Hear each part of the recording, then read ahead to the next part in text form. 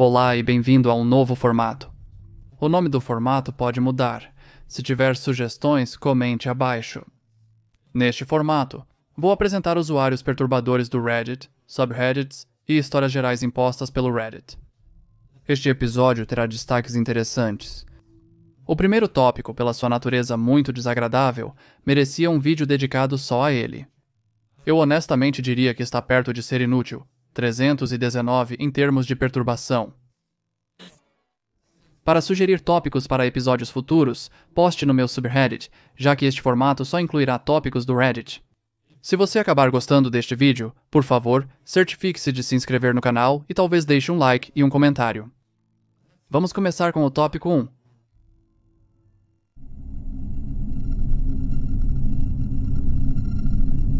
Cash22 é provavelmente um dos usuários mais perturbadores que já vi. Devido à natureza inapropriada de suas postagens, suas contas seguem sendo excluídas e só posso trabalhar com arquivos ou conteúdos recentes que vi. Por isso, algumas capturas de tela estão em baixa resolução. Sua conta atual se chama Throwaway0270, mas ela já pode estar banida no momento em que estou escrevendo este roteiro. Eu já cobri contas perturbadoras do Reddit, como Worthless319 ou Snapfingers, e até mesmo dediquei vídeos inteiros a eles. Se você ainda não viu esses, definitivamente recomendo dar uma olhada. Em ambos os casos, havia pessoas enfrentando seus próprios demônios, não representando uma ameaça real aos outros. O Redditor Cash22 difere muito e é incomparável aos casos anteriores. Neste vídeo, apenas arranharei a superfície do assunto. Só consigo trabalhar com coisas não excluídas, o que vai muito além do que você imagina. Este usuário fazia postagens todos os dias durante o dia inteiro, por várias semanas seguidas. Tenha isso em mente. Isso me chamou a atenção quando alguém fez uma postagem no subreddit Curse Commons. Está escrito conta amaldiçoada. Ele está falando sério, eu sei disso.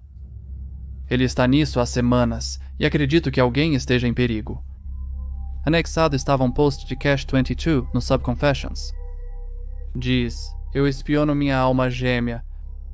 Enquanto eles tiverem o telefone com eles vão à loja, eu posso ver.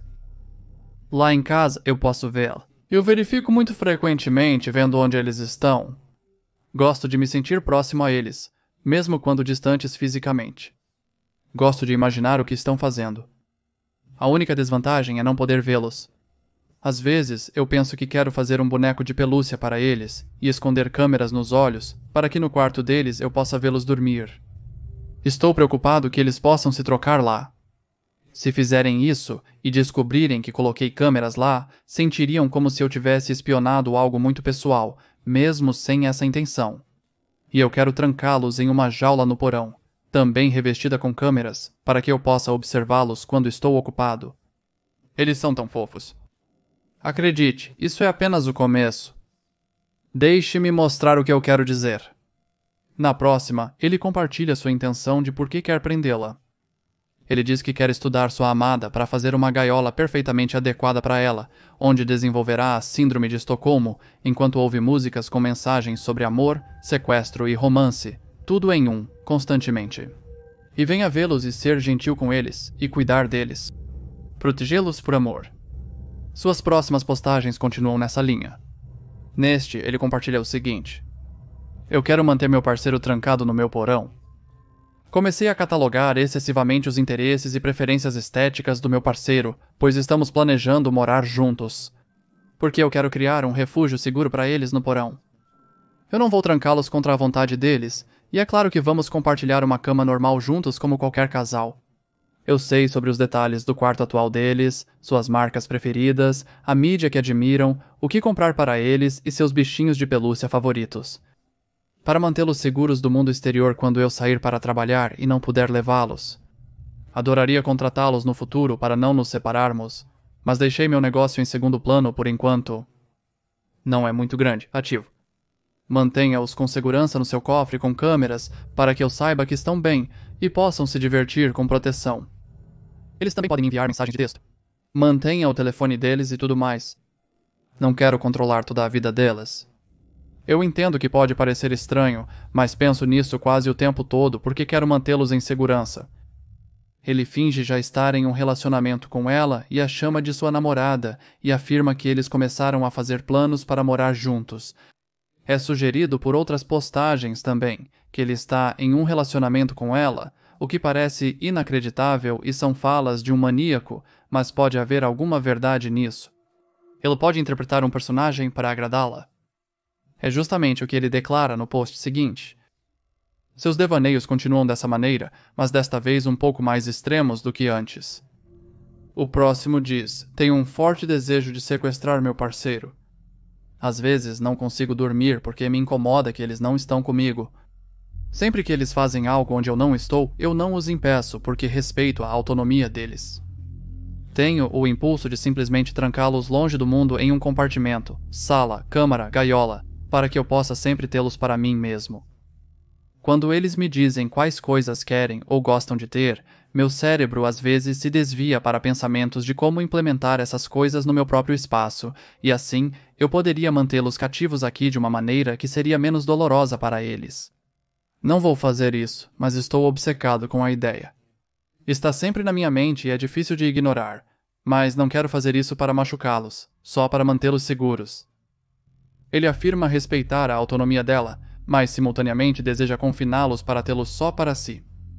Esse processo de pensamento não se alinha exatamente e continua com a próxima postagem, que diz: tenho um álbum de recortes cheio de fotos de alguém e gaiolas que quero colocá-los. Tenho um álbum de recortes com várias fotos de alguém, incluindo seu guarda-roupa, quarto, brinquedos e coisas favoritas. Criei um painel em colagens sobre eles e trabalho em uma página de inspiração para gaiolas, caso eu hipoteticamente fizesse uma para mantê-los. Gostaria que fosse fofo e personalizado, pois as visualizações me ajudaram a imaginar. Ele está obcecado pela suposta namorada. A próxima postagem mostra mais sobre o processo de pensamento e sentimentos do autor. Diz: estou extremamente obcecado pelo meu parceiro. Penso neles o tempo todo, a ponto de ser difícil para mim dormir ou trabalhar quando eles não estão lá, porque penso neles e nas coisas que gostaria de fazer com eles tanto. Estou apaixonado por essa pessoa há mais de uma década e estou feliz que finalmente começamos a namorar, mas sinto que isso está me enlouquecendo. Penso o tempo todo em trancá-los. Sinto-me mal quando não falam comigo, principalmente quando estão acordados. Tenho uma necessidade intensa de protegê-los. Eu odeio os amigos deles. Eu detesto tudo que os afaste de mim, não importa quando ou onde. Estou desesperado para me casar com eles, mas ainda não tivemos nosso primeiro encontro real, apesar de estarmos juntos há meses. Eles me disseram que não estão muito interessados em se casar, mas em outra ocasião eu acidentalmente me referi a mim mesmo como seu marido, em vez de namorado, e eles ignoraram. Então talvez eles estejam mais abertos a isso. Eu não sei, mas de qualquer forma, é algo em que penso constantemente. Mostrei a você os aspectos mais interessantes do histórico de postagens dele. Contudo, ele também fez várias postagens sobre assuntos aleatórios. Parece que ele usa o Reddit para desabafar sobre tudo que lhe vem à cabeça. Ele também compartilhou um pouco mais de informações pessoais sobre seu suposto relacionamento com a namorada. Aqui ele afirma o seguinte: sinto a necessidade de mentir constantemente para minha parceira. Antes de namorarmos, eu trabalhava no entretenimento, e minha parceira me odiava tanto que publicou algo sobre mim que prejudicou muito minha carreira. Eles não sabem que sou a pessoa a quem isso aconteceu, pois éramos muito jovens na época e hoje pareço bem diferente. Eu planejo contar a eles eventualmente porque não é um segredo que posso guardar para sempre. Ao me preparar para falar com eles, sinto vontade de criar situações hipotéticas ou inventar coisas um pouco negativas sobre mim para testar o amor que sentem. Como mencionei a eles, sou socialmente desajeitado, o que explica o quanto penso neles e me preocupo com eles. Mas na verdade eu não sou. Quero dizer, ler as pessoas era uma grande parte do meu trabalho durante a infância e não é muito comum as pessoas trabalharem nessa área tão jovens quanto eu trabalhei. Eu também crio situações hipotéticas. Por exemplo, se eu te sequestrasse rapidamente, você acha que se renderia à Síndrome de Estocolmo versus os... E se o X te sequestrasse? Para constar, eu não vou sequestrá-los. Também garanto a eles que continuaria os amando mesmo que estivessem desfigurados. Isso é ruim? Não contei nenhuma mentira concreta, mesmo tendo vontade às vezes, por me preocupar com o futuro deles. Ainda assim, me sinto desonesto em alguns momentos. É verdade, eu os amaria não importa o que. Persigo-os há cerca de uma década e penso neles quase o tempo todo. Não quero chateá-lo jamais. Na próxima, ele descreve que enfrentou doenças puramente para chamar a atenção e se safar das coisas que disse ou fez. Ele também diz que planeja realmente se adoecer desta vez para chamar a atenção das pessoas e também lucrar com isso. Apesar de já ser bem louco, Cash-22 leva sua obsessão a um novo patamar. Aqui ele afirma que quer comer sua suposta namorada para ter uma parte dela dentro dele. Ele diz que não vai comer ela e que é apenas sua imaginação e culpa sua dieta.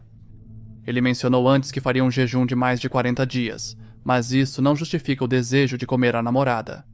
Claramente, isso não tem relação com o jejum dele. Ele está obcecado por ela a ponto de querer tê-la dentro dele, então ele não precisa se preocupar com ela não estar com ele. Ele está obcecado com a ideia de que ela pode não estar sempre presente para ele, deixando-o louco. Aqui estão mais postagens dele para reforçar este argumento. Esta diz: eu quero canibalizar minha alma gêmea. Eu olho para minha alma gêmea e só quero comer sua carne e beber seu sangue. Eles são tão fofos para mim. Eu quero estar mais perto deles. Tão perto? E o que é mais próximo do que tê-los literalmente como parte de você? Não estou dizendo que vou cozinhá-los ou algo assim. Só estou dizendo que penso nisso com frequência. Colares de frascos de sangue são românticos, e beijar também. Então beber o sangue e beijar a ferida é apenas um romance elevado. Toda a coisa é realmente como ser um com alguém. Eu acho que é fofo. Eu sei que isso pode ser uma trollagem, mas ele fazia postagens assim todos os dias durante o dia inteiro e continuou por semanas. Isso é ou uma das trollagens mais elaboradas já vistas, ou temos um indivíduo perturbador que compartilha abertamente seus pensamentos sobre a vítima.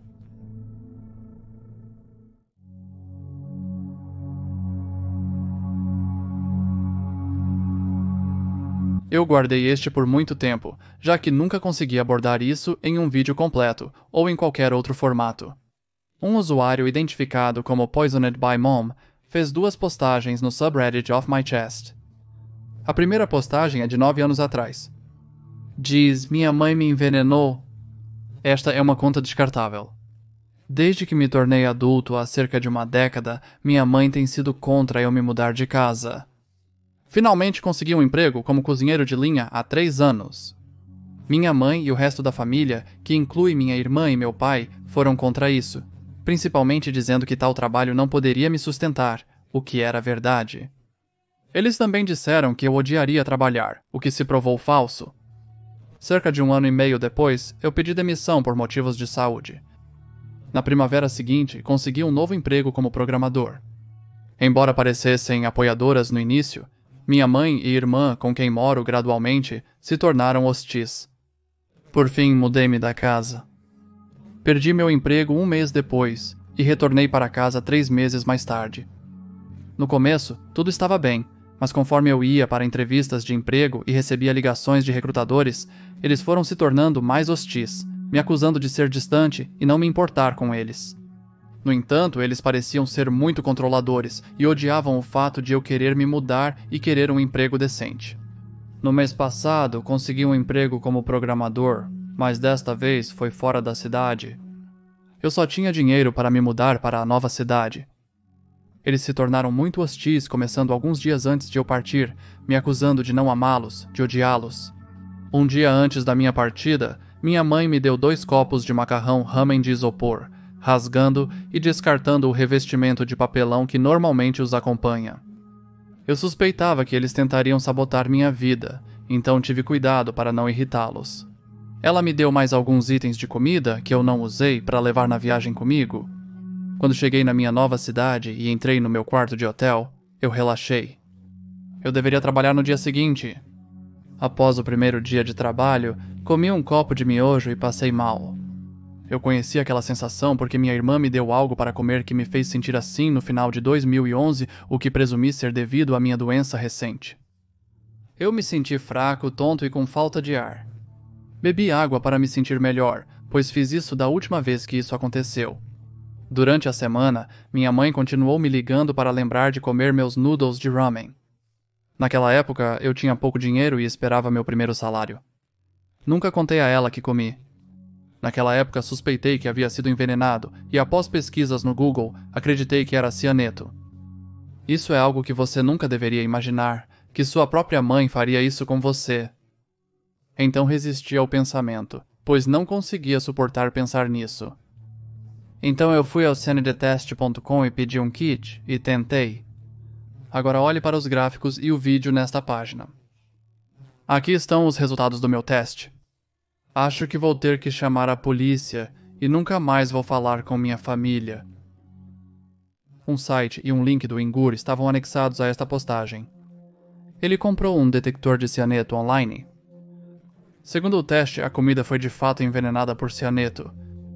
Independentemente, ainda é estranho que este usuário do Reddit sabia que a comida estava envenenada desde o início. Especialmente por cianeto. Poderia ter sido qualquer tipo de veneno, então como ele sabia exatamente? Ele mencionou ter feito pesquisas no Google, mas de forma vaga. Um usuário chamado Fembot também apontou isso. Para dar crédito ao envenenado pela mãe, ele estava respondendo a perguntas, o que é bastante raro, para ser honesto. Geralmente o OP nunca fornece nada após a postagem inicial. A resposta dele é a seguinte. Eu não sabia como era a sensação. Eu reconhecia aquela sensação familiar. Minha irmã me deu algo para comer que me fez sentir da mesma maneira de antes. Eu suspeitava que fosse veneno, pois tinha acabado de comer uma tigela de macarrão ramen. Pesquisei no Google e percebi que os sintomas correspondiam ao envenenamento por cianeto. Aprofundei a pesquisa sobre o tema e depois encomendei o kit de teste. Eu ainda não estava pronto para aceitar totalmente que fui envenenado e hesitei em ir à polícia caso não estivesse envenenado. Eu diria que essa explicação faz sentido. Ele atualizaria sua postagem inicial pela última vez, que diz atualização. Atualmente estou em Topeka, Kansas. Trabalho no centro, em um prédio de escritórios do governo com um departamento de polícia. Visitei a estação de polícia do Capitólio e conversei com um policial. Ele afirmou não poder fazer nada, pois o pacote foi aberto e possivelmente contaminado. Então, alguém tem ideias? Meses depois, ele fez uma última atualização. Está escrito: minha mãe também me envenenou. Há alguns meses postei isso. Até o momento, apenas registrei um boletim de ocorrência. A polícia não tem provas suficientes para investigar. Eu cortei todo o contato com a minha família. Moro em um motel barato em Topeka, Kansas. Ontem, depois de voltar do trabalho, eu trabalho para o governo do estado de Kansas como desenvolvedor de software. A recepcionista me disse que minha mãe ligou para falar comigo. Por questões de segurança, o motel exige o nome e o número do quarto, mas minha mãe não sabia o número do meu quarto. Ela nem tentou ligar no meu celular, o que me faz crer que ela só queria saber se eu estava hospedado lá e onde. Hoje de manhã, saí um pouco mais cedo que o normal. O céu ainda estava no início do crepúsculo. Eu peguei o ônibus para ir e voltar do trabalho, porque meu carro quebrou quase um ano atrás, antes de me mudar e conseguir meu emprego atual. Enquanto eu caminhava em direção à parada de ônibus, vi alguém em um carro estranho usando o dedo para me chamar. Olhei e segui andando. Então ela abriu a porta do carro e estava com uma roupa preta e um capuz, o que é estranho para a minha mãe. Reconhecia assim que vi seu rosto. Ela me disse para vir aqui e eu disse não, mantive uma boa distância. Ela disse que só queria saber se eu estava bem. Ela disse que só queria um abraço, mas eu disse não. Eu não sei se havia mais alguém no carro com ela. De qualquer forma, ela possui uma arma e atira bem. Ela rotineiramente chutava nossas bundas no Duck Hunt quando eu era um garotinho e ainda nos vencia ao jogar jogos de Wii com o controle de arma. Peguei outro ônibus para ir ao trabalho. Qual é a melhor maneira de ir para casa quando eu sair do trabalho? Ou eu deveria até mesmo ir? Se não, para onde devo ir? Eu realmente acho que não é seguro para mim aqui em Topeka. Se alguém souber de vagas de desenvolvimento, NET, por favor me mande uma mensagem privada. Poderia me dar alguns conselhos, por favor? Posteriormente, ele respondeu que está bem melhor, com um bom emprego e saúde aprimorada. Ele compartilhou mais detalhes nas respostas, então se tiver interesse, confira você mesmo.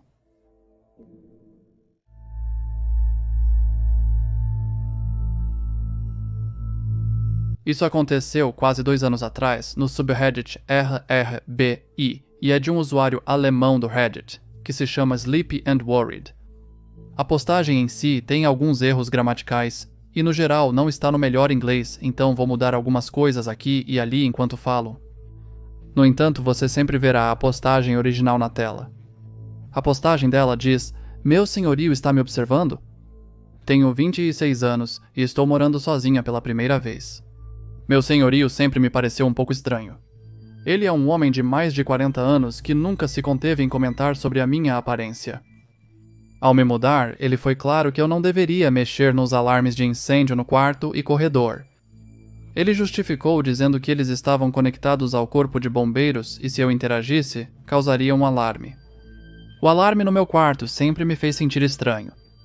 Ele faz muitos barulhos, especialmente à noite, quase soando como um carro controlado por controle remoto, e às vezes fazendo um som de bip muito abafado. Mencionei isso a ele, que disse que não era nada e que eu deveria ligar se causasse mais problemas. Mas outras coisas continuaram acontecendo e eu simplesmente senti que algo estava errado. Mas, ao mesmo tempo, as pessoas continuavam me dizendo que eu estava pensando demais e com medo, já que é a minha primeira vez morando sozinho. A primeira coisa estranha foi durante minha mudança. Escolhi a tonalidade errada para a cor do meu quarto e ficou um pouco brilhante demais. Alguns dias depois, durante uma ligação telefônica, ele reclamou com meus pais sobre o quão horrível era a cor rosa do quarto e perguntou se eu estava louco. Eu não o deixei entrar, então fiquei confuso, mas ignorei por estar andando por aí com roupas cheias de tinta. Mas as coisas ficaram mais estranhas depois disso. Durante janeiro do ano passado, passei um dia na casa dos meus pais e quando voltei, algo estava estranho. Meu apartamento estava vazio, mas notei algo estranho. Ao entrar no meu quarto pela segunda vez, notei que uma das gavetas embaixo da cama estava aberta. E eu não me lembro de ter tocado nela. Novamente, eu ignoro, principalmente porque meus pais me disseram que provavelmente esqueci e fiquei envergonhado por ter mencionado isso. Meses depois, no verão, participei de uma noite de jogos no Discord de um amigo. Ao ir para a cama às 4 da manhã, entrei no quarto e vi as gavetas da minha roupa íntima abertas. Entrei em pânico e liguei para minha mãe, que morava perto, pois não tinha certeza se ainda havia alguém no apartamento. Depois, instalei uma corrente na porta e comprei um alarme na primeira vez que passei em casa. Suspeitei que meu senhorio tinha uma segunda chave e agora provavelmente não conseguia mais entrar.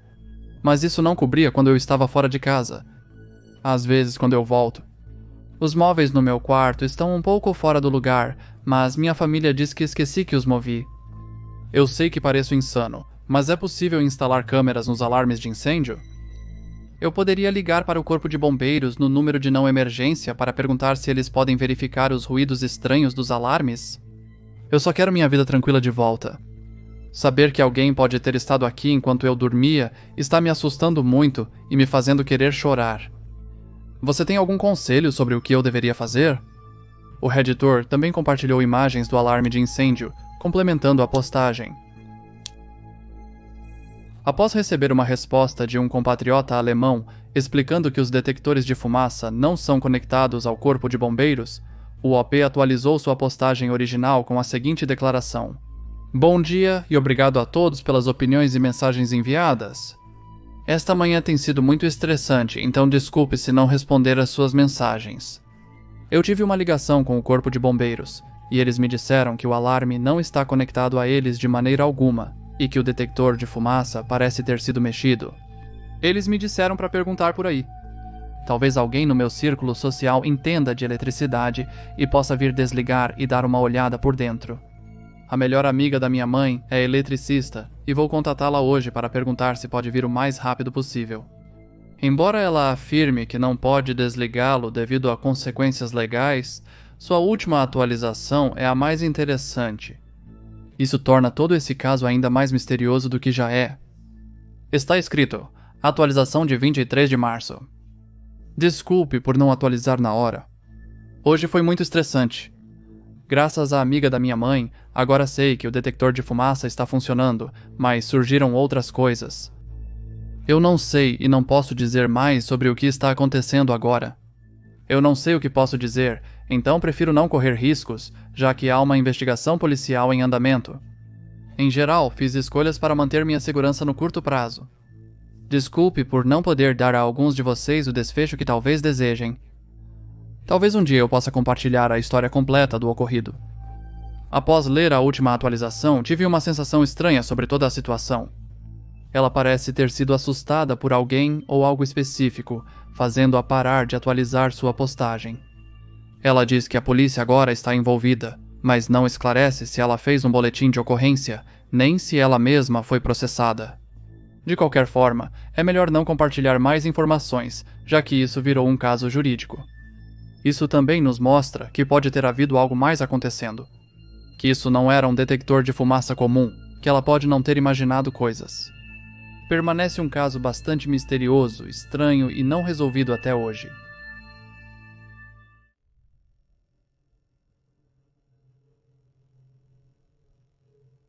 O subreddit Creepy Encounters possui várias postagens interessantes e perturbadoras. Uma delas vem do usuário Mimnu. Há 10 meses, eles fizeram uma postagem afirmando o seguinte: Nosso farmacêutico salvou minha irmã de um possível sequestro. Este foi o fim da linha. Os 2 donos do escritório de chamadas fecharam o local e começaram a segui-los. Um a pé logo atrás deles, tentando oferecer uma carona, e o outro em uma bicicleta ao lado deles na estrada principal deserta. Minha mãe recusou veementemente, segurou firme a mão da minha irmã e apressou o passo quando uma van branca surgiu na estrada de serviço e começou a acompanhá-las lentamente.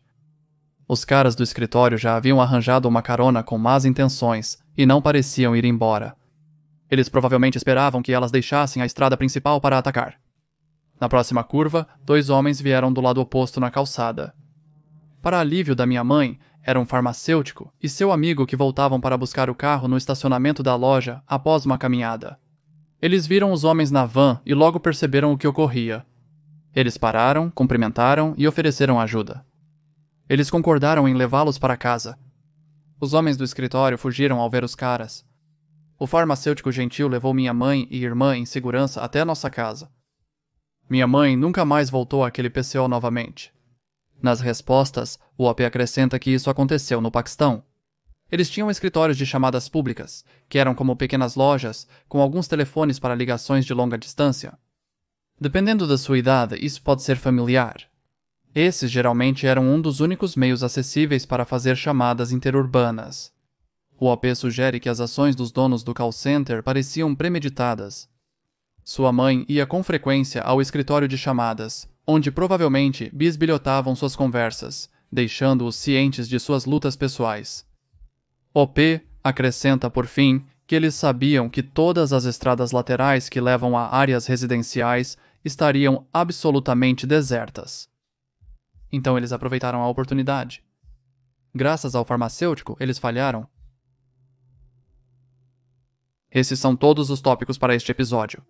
Os 2 primeiros tópicos foram intensos e tentarei incluir pelo menos um tópico perturbador ou interessante em cada episódio. Se gostou do episódio, deixe um like, inscreva-se e comente abaixo. Antes de terminar, quero agradecer rapidamente aos patrons. Primeiramente, quero agradecer aos patrons da Elite Tier, que consistem em 44, Connor Denell, Courtney Occult, Krebs, Ugen, DJ Chest Air, Dr. Redacted, Ili Bueno, Foster Bradley, Eu Amo a Segunda Emenda, James Baker, Jamie, Kirsten Patrício, Senhor dos Lagartos, Madeline Tanner, Morgok C, Nix Tequal, Rick, Santino Sierra, Shawnee, Spooky Doll Side e Wayne Keir. Um enorme agradecimento aos patrons da Legend Tier. Andrea906, Austin, Brian Cave, Brianna Schuff, Evie Meyer, MG, Amy Stringfellow, Christopher, Cassandra, Dennis Greasefire, Capivara Digital, Jeb, Malcolm Mart, Tio Bifus, Vladislav Koshevi, Bibi, Bodhi, Darkener LOL, Lennon, Leray Andromeda e Knie. Agradecimentos a todos os outros patrons no nível suportado.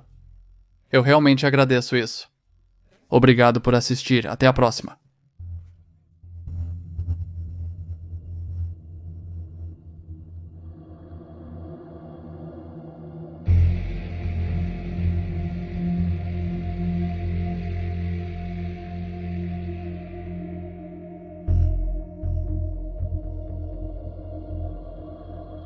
Obrigado.